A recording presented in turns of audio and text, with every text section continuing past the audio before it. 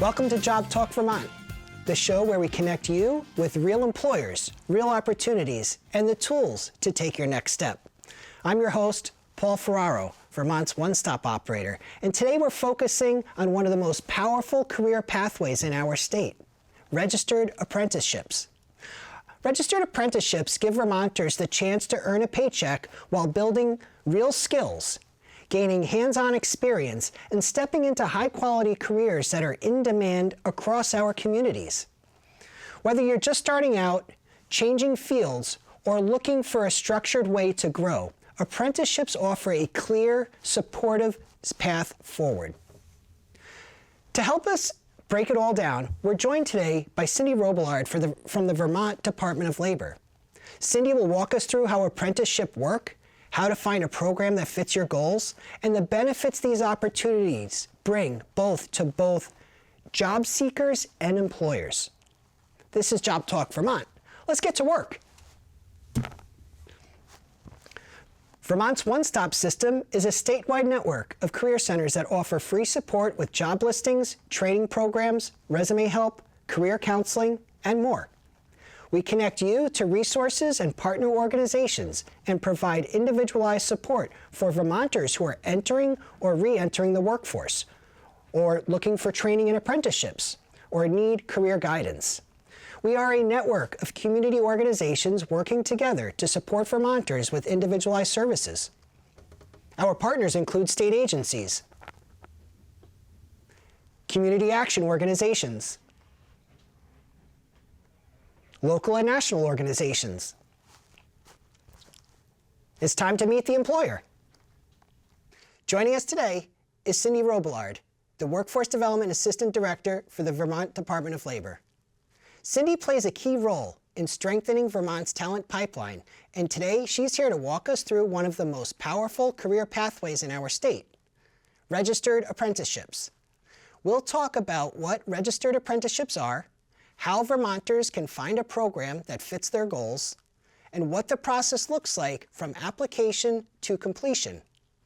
Cindy will also share why registered apprenticeships benefit both job seekers and employers, and how these earn-while-you-learn opportunities can open doors to long-term, high-quality careers. Cindy, thanks so much for being here today. Thank you for having me. Thanks. So, let's start by connecting with our viewers your career path and how you got to be, in the position that you're at today. Okay. Yeah. It started a long time ago, in 1991, and I was really at that time looking for something a little bit different for myself in my career path. And I actually, what I think is interesting, that might be interesting to the viewers, is that I went into a job service office. That's what they called them in 1991. People today know them as job centers, American job centers around the state. And I went to the job service office in my community, and I basically said I need a little help finding my next job. And I remember getting an appointment to meet with an employment training consultant. And what I remember kind of being key to my path was that they didn't just say, okay, here's a list of jobs. Which ones do you think you'd like? They said, why don't we take a little time and really think about what would be good for you at this point in your life? I had a young family. There were certain things that I knew I wanted and needed in terms of schedule and commuting and those kinds of things. And so we took a little time, which I really appreciated. And we went through some assessment tools. They helped me look at the things I like to do and the things that I was good at, and gave me some suggestions, helped me write a resume, which, from the time I left college, I hadn't really written a resume. I'd kind of just gotten jobs along the way. And so that was a real helpful piece of, a helpful tool. And then gave me labor market information. So that's when the jobs started to kind of come my way. And we had regular contact, hey, Cindy, this job came up. Is it anything you think you'd be interested in? And, some were things I was interested in and some were not. But one day, this person I'd been working with called me and she said, we have a job here in our office. Is it anything that you would be interested in? And I said, I don't no, like, I don't know what you do other than that I've got this lived experience in engaging with you. Do you think I'd be good at it? And she said, well, you meet the minimum qualifications. And I said, okay, which was you needed a degree. My degree was in business administration, so working in this field of helping people find jobs was never something I thought I would do. And you need to have some customer service experience, and I had worked in banking. So I was like, I guess I'll put my application in. Interviewed, got the job. So fast forward 30 plus years later, I'm here. But what I think is also interesting to point out about that story is just that, like we're going to talk about today, I went into that role at a very entry level. I was at the very bottom of the structure of that organization, the Vermont Department of Labor, and I was providing direct service to people and helping them find jobs and helping employers find people to fill their jobs. And over time I had amazing mentors who really helped me to kind of hone my craft a little bit, because helping people requires you to be able to have the right communication style and think about how you're going to engage with them. And so I had great mentors. And then I did have the opportunity to take some classes and different certifications along the way. And so once we get talking about apprenticeship, this will all make sense. But I feel like even though I didn't participate in an official registered apprenticeship, my pathway was very similar to the pathway that offers. So I love what I do, and I feel really grateful to be able to serve in this role. Wow, well, thank you so much for sharing all of that. It's always helpful for our viewers to hear about the journey behind the role. Right. Yeah, and it's great to hear that you got into your role by walking into a job center. Yes. And that's what we're always telling our viewers is come to the job center. We have a comprehensive job center, 63 Pearl Street in Burlington, and there's job centers throughout the state that people can receive these services and receive the same type of support that you received some 30 years ago. Yeah. So thank you. That's amazing. That's a great story and a real testament to the how the job centers, how effective they are, and the services that we provide, how they can help people take that first step and end up in a long-term career. And so that's what we're trying to promote. Let's get into apprenticeships. Let's talk about what they're all about. There's apprenticeships and there's registered apprenticeships. So I know we're going to decipher between the two. Yep. And I'd love to hear a little bit about it. So what is a registered apprenticeship program? Okay. Well, let's start with what you just said, which is there's apprenticeships and then there's registered apprenticeships. I think informally, a lot of the kinds of career work-based learning happen like I just described in my case. And you can call them apprenticeships. Some people call them internships. There's on-the-job training. There's lots of types of terms that you use to describe it. But a registered apprenticeship, which is what we're here to talk about today, is really an industry-driven career pathway. It's a training model. It's something that employers develop so that they're the ones who are basically designing it and saying, this is what we need for our workforce, this is what we need for these occupations in order to make sure that there's consistency in some of these occupations that we'll get to talk about as we move forward.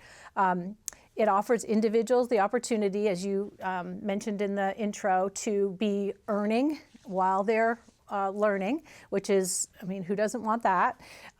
It also offers opportunities for progressive wage increases, which I think is really important to everybody in their career pathway. Some sort of classroom instruction is built into it.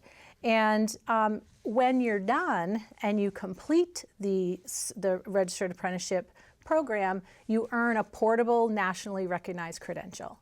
So that's, I think, one of the really key pieces of it is that if you're an electrician in Vermont, you could be an electrician in Ohio. If you're, some type of heating and ventilating technician, HVAC technician, and you complete the registered apprenticeship in Vermont, you could move to another state and present that to an employer, and that would mean something. Okay, and so that credential that you speak of, that's not a license. That's not, like an electrician's or plumber's license, right? What exactly is that credential?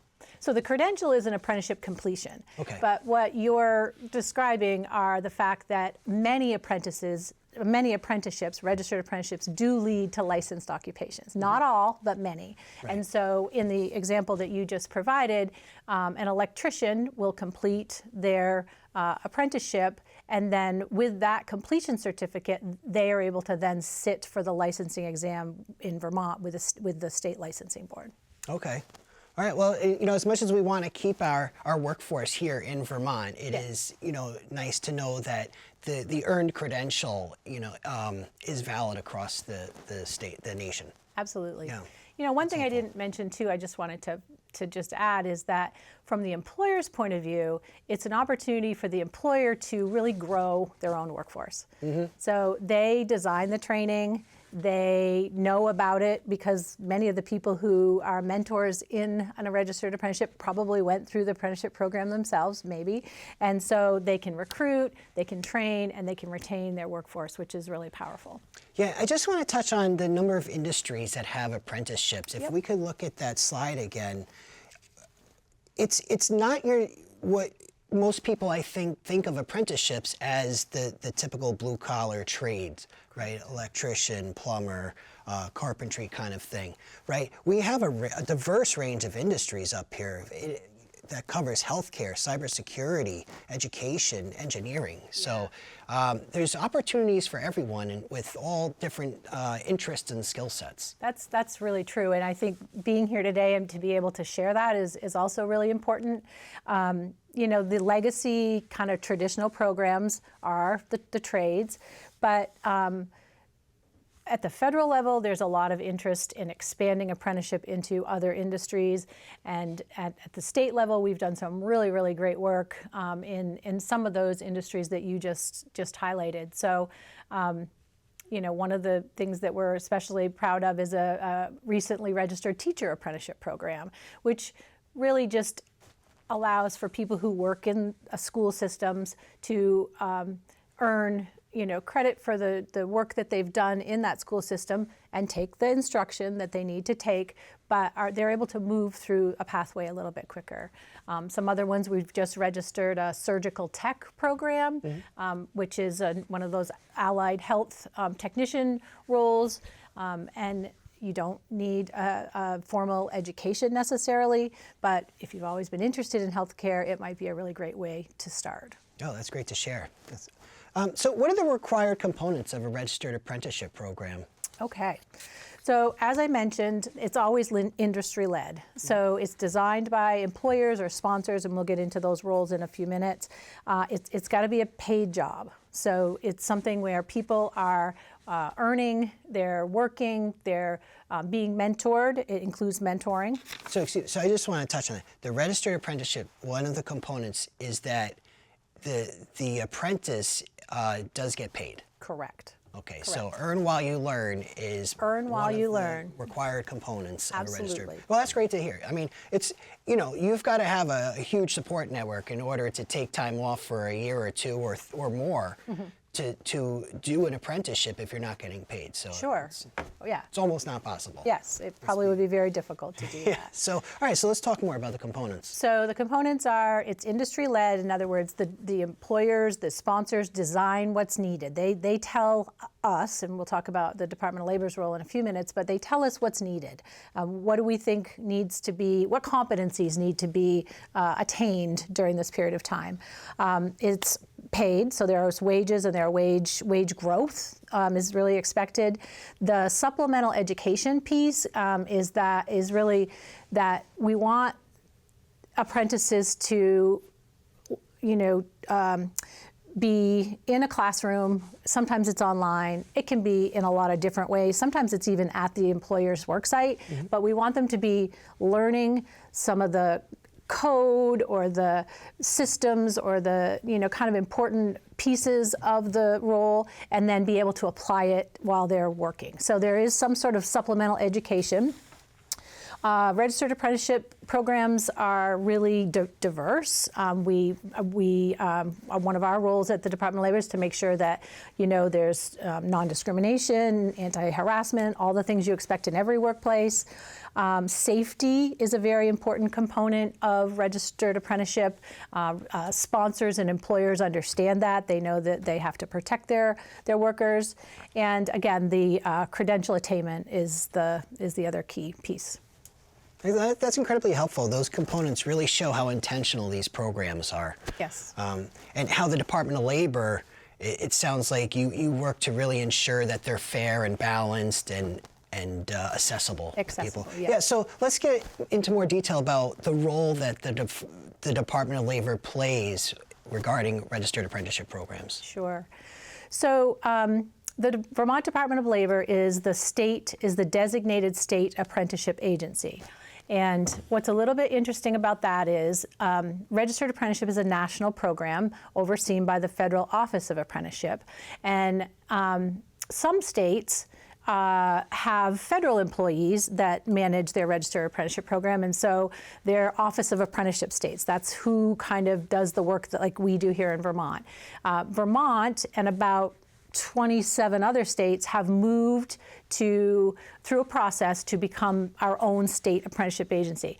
It allows us a little bit more flexibility. It allows us some independence in how we run our program. But essentially what we're responsible for is working really closely with the employers, because as the state apprenticeship agency, we are working with employers to kind of figure out what their needs are. Does apprenticeship and that model even fit what their training needs are? So we have a lot of those conversations, designing the program, helping them access that supplemental instruction piece. And then once programs are up and running and registered, a set of standards is developed, and it's just what it sounds like. It's a document that says these are all the things that as a sponsor or an employer you're going to be accountable for, and the apprentice knows what their role and responsibility is. So it's a really clear agreement around hiring, which I think is also beneficial for both the employer and the apprentice. And then once programs are up and running, as a state apprenticeship agency, we monitor them. So we go out on a periodic basis to make sure that everything's happening the way it's supposed to, because otherwise we could lose track of the integrity of the program. And so that's one of the requirements as the state agency, that we do monitor programs. Well, that's a big lift for the Department of Labor. You're not just supporting career seekers, but you're also supporting the employers and helping them set up these programs. Right. And the concept of apprenticeship has existed for however long, right? And it's used, I would say, fairly loosely. I've seen job postings for apprenticeships, but it's really just entry-level jobs or something to that effect. Yeah. And so what I'm hearing is that the Department of Labor really does a lot of work to support the employers in order to get these programs created. Yes, exactly. In fact, we have a very small team. As the state apprenticeship agency, we have a director and a couple of staff. So we partner very closely with the job centers, because the job centers are who help us to find and fill the pipeline of apprentices. So the apprenticeship team is really focused on supporting the employers to develop the programs, and we partner with our job center teams who are seeing people walking through the doors or making connections and looking for opportunities, and they're the ones that can really help direct and support people getting into the jobs that become apprenticeships. Yeah, it takes a real team and a real concerted effort to help to get people into these programs, to create the programs and to find the people to fill them. But we do know the need is out there. Yes, the need is out there. On both sides. Yes. Both from the employer side and from the worker side. Yes. Yeah. Yes. So, who else is involved in supporting apprenticeships in Vermont? Yeah, so there are some roles and there are some terms that we probably should talk about. So we've talked about that the Department of Labor is the registration agency, provides the oversight. Then there's the role of the sponsor, and the sponsor is it might be the employer, And then in some cases, it might be an organization or an entity that has multiple employers under it. And their job is to uphold the standards, develop the standards, uphold the standards, and do a lot of the record keeping that's associated with apprenticeships. Apprenticeships this is a little in the weeds, but apprenticeships can be designed in like 3 different ways. One of them is very time-based, so we track hours. The other is competency-based, so we're looking at the mentor signing off on some of the competencies that the person has attained, and then the third is a hybrid model. So there's some record keeping that goes in making sure that people are moving successfully through the program. Employers they play the key role because they're the ones who have really agreed to do the training. If you think about it, they're the ones who have said, we're going to hire you and we're going to enroll you in this and register you in this program, knowing that you really don't have everything you need right now, but we think it's going to work out and we want to teach you. And then the related training and the related training providers. And those can be, in Vermont, we use the Vermont State University system a lot, community college, our career and technical education centers. And then, as I said, sometimes employers have internal training that can be suitable for this related training and instruction. So I want to show the slide that has the list of current Vermont registered occupations, and this is a great list here because this gives you a high-level understanding of what occupations have apprenticeships. If you go onto the Department of Labor website, there's also another list that shows the employers that host these apprenticeship programs. And so there are a lot of resources out there, and there's a lot of opportunities out there, and I think that's what we really want to highlight today with this information, is that there's something for everyone out there. If you look hard enough, if the timing's right, you'll find a program that suits you best. Yeah, I think that's a really great observation, and we're here in April. I think we should talk about the fact that, coming up, there's going to be a lot of graduates from high school, graduates from college, and if your path is not clear and you're not 100% sure where you're headed, I would say take a look at this list. I mean, maybe you would like to get some help from someone in one of our job centers in your community, but take a look at this list and just see if there's anything on that appeals to you or you feel like your skills match. And then the other thing that I think is also kind of important to do is do some labor market information. Like, what do these occupations pay? Like, if I were to commit to, one of these pathways, where will I end up? Is my return on my investment going to be right? And most of the time with registered apprenticeship, your investment is relatively low, if anything. And in fact, probably should point out that most of the related training and instruction that people are required to take is funded by the employer. Yeah. Not all of it. I mean, that's not a requirement in the state of Vermont, but that's generally the practice. So when you think about, is the return on my investment going to be there? It probably is if you work hard and apply yourself and learn. Yeah, and there's also organizations in our state that support with tuition reimbursement, or they're providing grants or funding for these programs for people to attend. And, for instance, like VSAC does that sort of thing. And so that's one of our OneStop partners. And that's part of what the OneStop system is intended to do, is to connect these job seekers to these various resources so that they can access these programs, and they have these programs are accessible. Yes. And I think that's the most important part of it, and that's what the one-stop system offers. Yep. Yeah. So what are some of the benefits of a registered apprenticeship program for the apprentice? Yeah.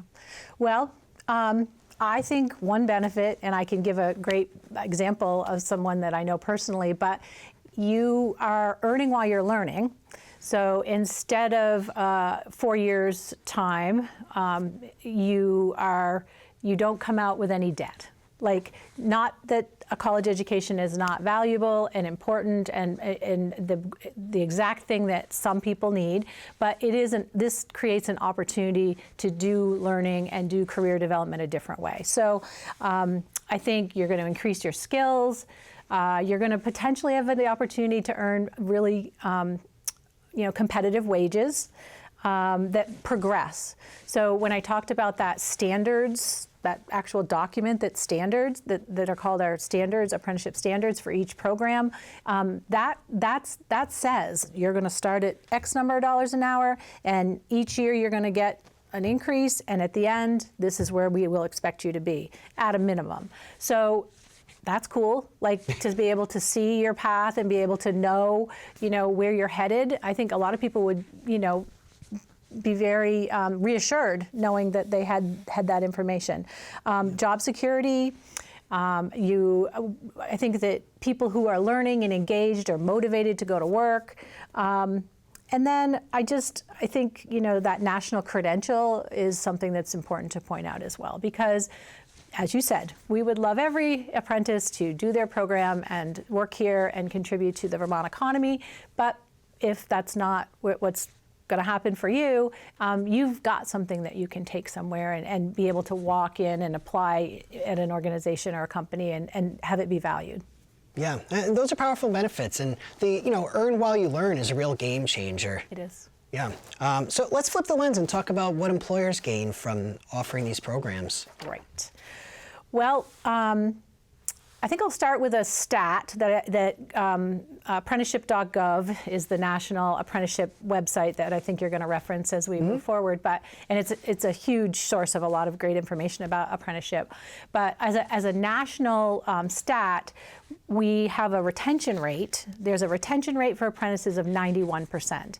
And for many of the reasons that I've talked about, I think it just makes sense. Like if the employer has said, I'm investing in you, and the apprentice can see that's happening, and I have this pathway ahead of me that's really defined and clear, why wouldn't I stay?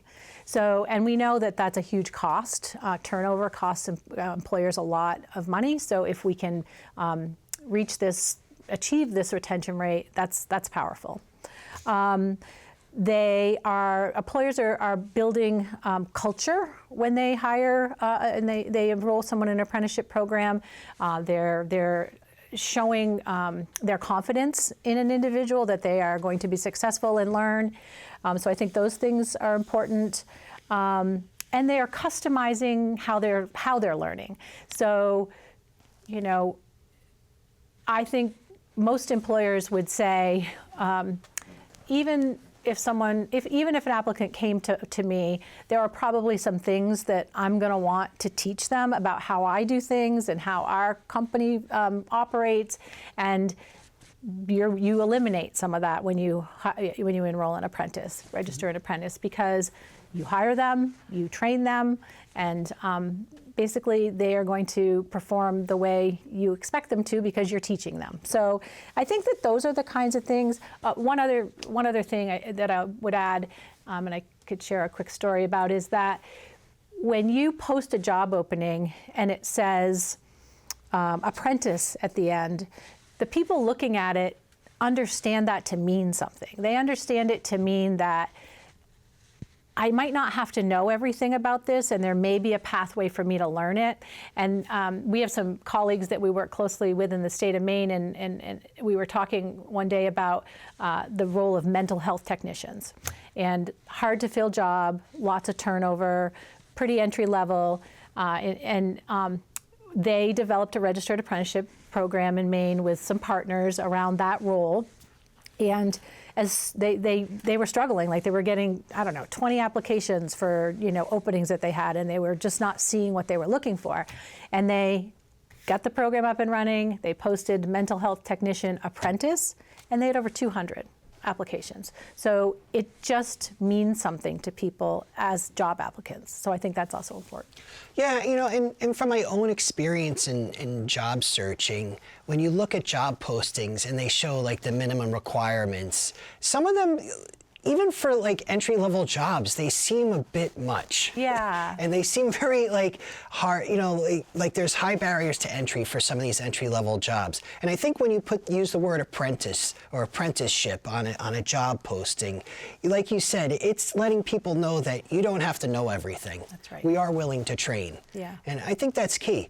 But I think what benefits both the employer and the employee is the investment that's being made. Right. Right? Yeah. And that agreement, that investment's being made right from the get-go. And I think once you progress through that program, that employer's made such an investment in this employee that I think that foundation is more stable than other like new relationships, employer-employee relationships. That's a good way to look at it. Yeah. So yeah, I really recommend trying to find apprenticeships. It's great to see how the model supports both sides of the workforce, right? But who's eligible for these programs? Can we talk about that? Sure, I'd love to. So generally, people that are 16 and older, although we most of the time find apprentices to be 18 and older, but I know we're doing a lot of work here in Vermont to try to work with our educational partners to offer opportunities for in-school student youth, whether they're CTE students and others, to have the opportunity to kind of get started. So 16 is the bottom age level, but we primarily see them a little bit older.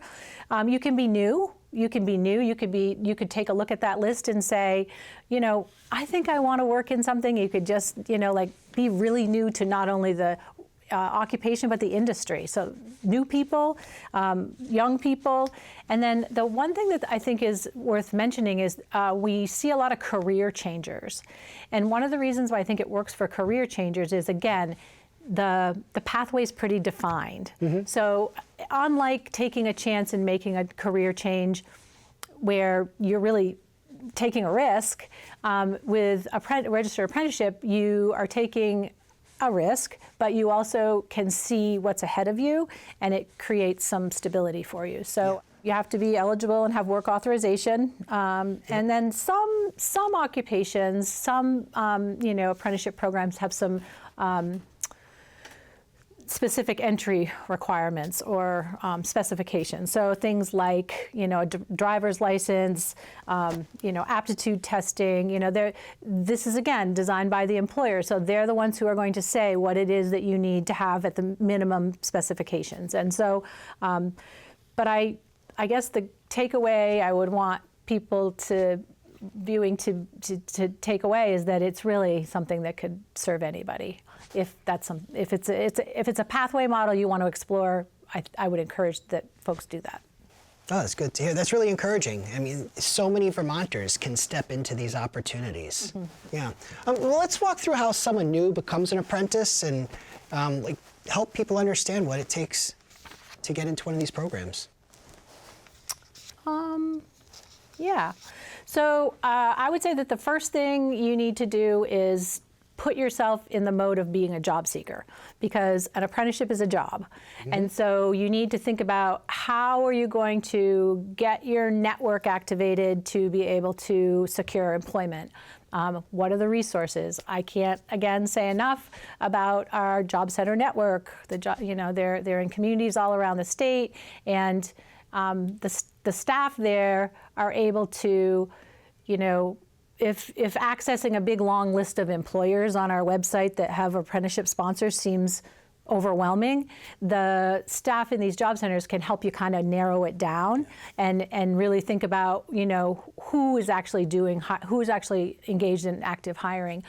Because not all the employers on the list, I think that's an important distinction to make too, is that not all the employers on this very long list that you mentioned are hiring, because they can only supervise and mentor so many apprentices at a time. So there's some capacity building that has to happen.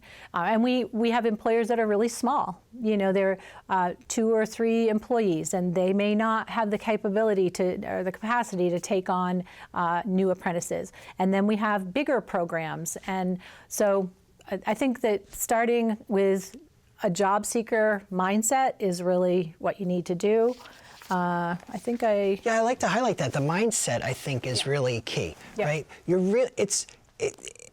It's really an apprenticeship job. Sure. It's not just, you're not just going to school, taking classes, and you're expected to perform as if you're working in a job. You are, yep. Yeah, and so that mindset is different than, say someone who's getting an internship, they're still in school and they're doing something, on their breaks and stuff. This is really, you're looking to enter a career pathway. You need to be career-minded and job-focused. Absolutely. That's really, I think, what is key to the success of someone entering an apprenticeship is understanding that. There are lists of training opportunities all over. We have a great list. There are other partners in our system that have really great lists of training opportunities. And many of them lead to really amazing jobs and career pathways.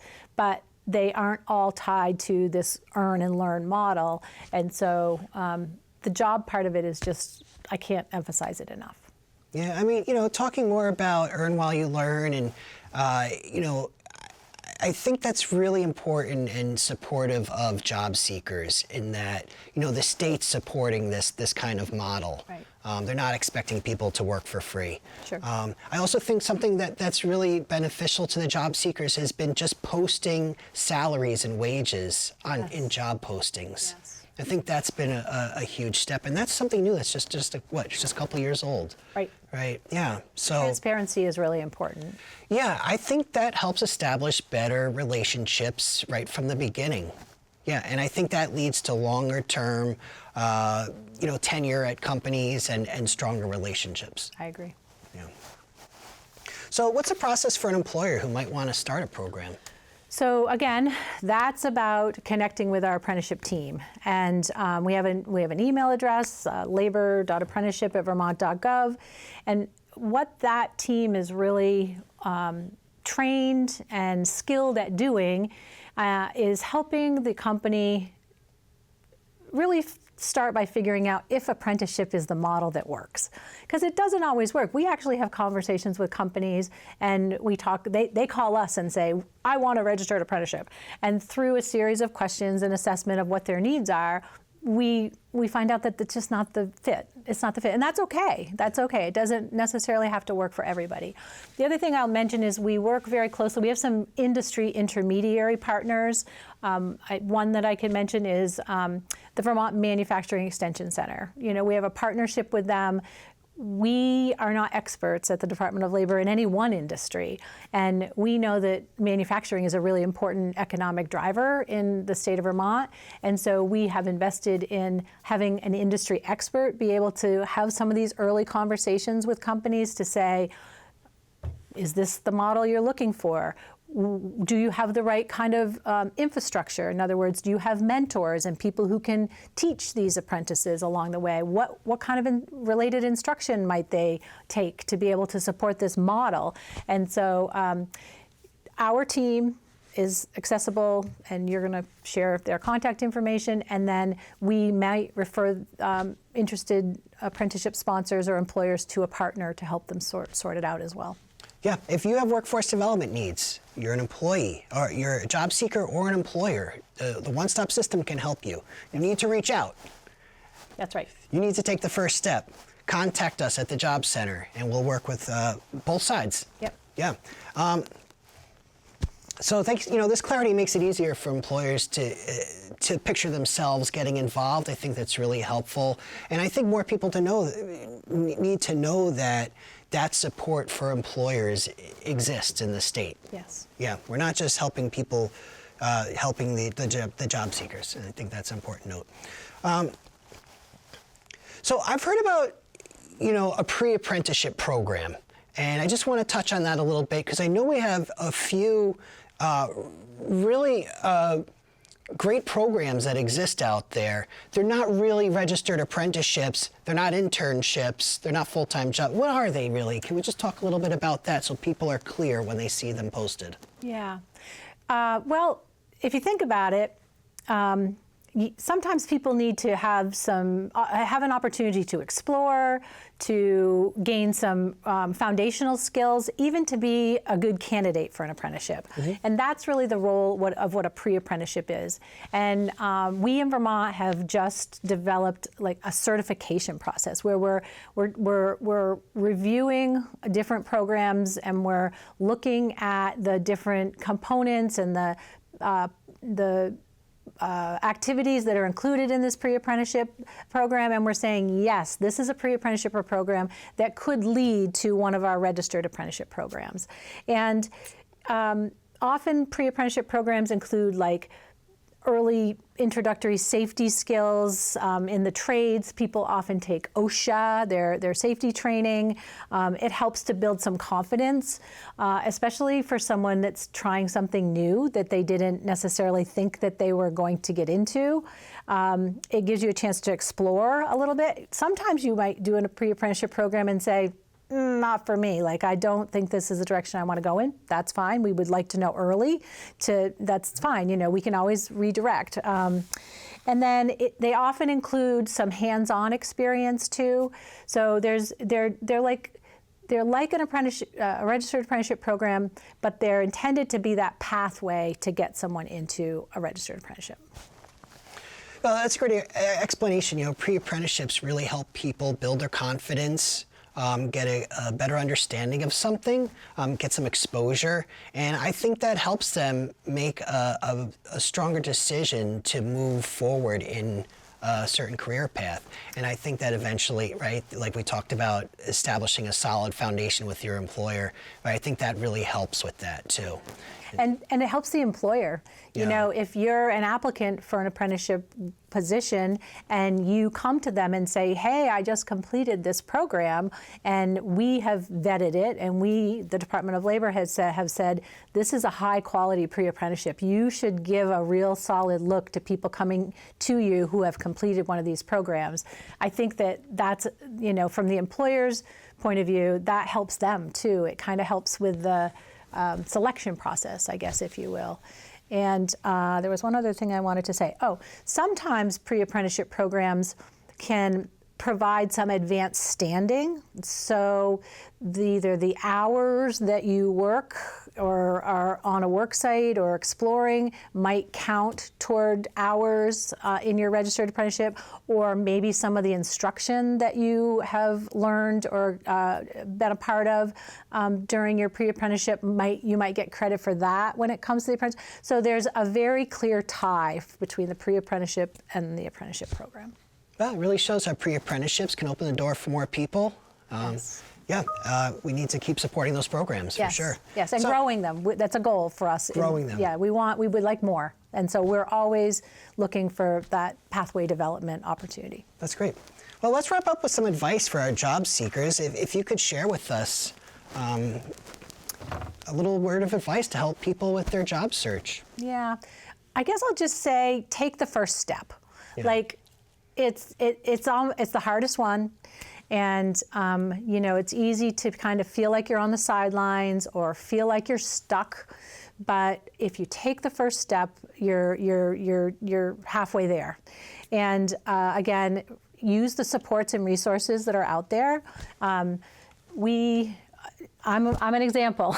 You know, I was looking for a job in 1991, and I really didn't know where I wanted to go, and I reached out for some help, and here, you know, this is what's gotten me to where I am today. So it can work. There are both the Department of Labor and many other partners within our system that have huge amounts of knowledge, resources, time, and are willing to help. So I would just say, you know, if you're on the edge and you're not sure, take the first step and see where it leads you.